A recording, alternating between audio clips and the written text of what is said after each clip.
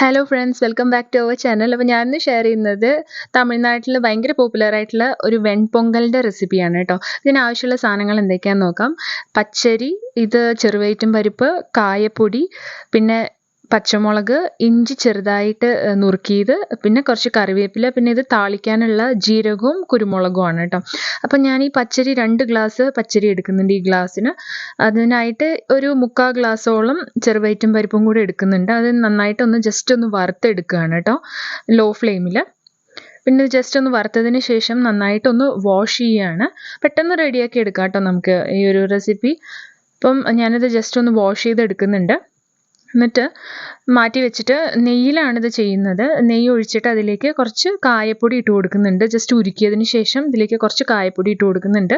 പിന്നെ അതിലേക്ക് ഇഞ്ചി ചെറുതായിട്ട് ഇങ്ങനെ ചോപ്പ് ചെയ്ത് വെച്ചിരിക്കുന്നതാണ്, അതുകൂടി ഇട്ട് കൊടുക്കുന്നുണ്ട്. പിന്നെ ഇതിലേക്ക് പച്ചമുളക് ഇട്ട് കൊടുക്കുന്നുണ്ട്. അപ്പം ജസ്റ്റ് ഒന്ന് ലോ ഫ്ലെയിമിൽ ഇതൊന്ന് സോട്ട് ചെയ്ത് കൊടുക്കുകയാണ് കേട്ടോ. അതിന് ശേഷം ഇതിലേക്ക് നമ്മൾ വറുത്ത് കഴുകി മാറ്റി വെച്ചിരിക്കുന്ന പച്ചരിയും അതുപോലെ തന്നെ ചെറുവയറ്റും പരിപ്പും കൂടിയുള്ള ആ ഒരു ഇതിലേക്ക് ഇട്ട് കൊടുക്കുകയാണ്.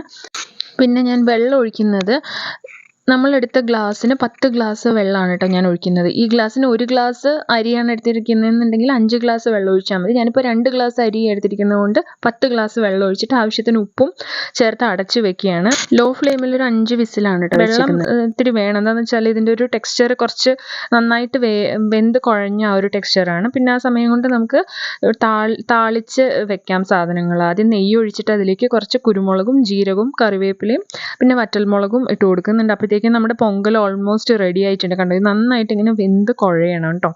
അപ്പോൾ ഇതിലേക്ക് നമ്മുടെ ഈ താളിച്ച് വെച്ചിരിക്കുന്ന സാധനങ്ങളൊക്കെ നമ്മൾ ഇതിലേക്ക് ഇട്ട് കൊടുക്കുകയാണ്. എന്നിട്ട് നന്നായിട്ടൊന്ന് മിക്സ് ചെയ്യാണ് കേട്ടോ. നെയ്യിലാണ് ഞാൻ താളിച്ചത്.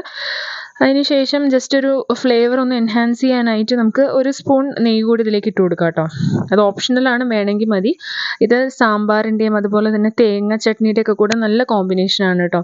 അപ്പം എല്ലാവരും ഇതൊന്ന് ട്രൈ ചെയ്ത് നോക്കുക. തമിഴ്നാട് ഭയങ്കര പോപ്പുലർ ആയിട്ടുള്ളൊരു റെസിപ്പിയാണിത്. ഇഷ്ടപ്പെട്ട ചാനൽ സബ്സ്ക്രൈബ് ചെയ്യുക, സപ്പോർട്ട് ചെയ്യുക. Thank you for watching.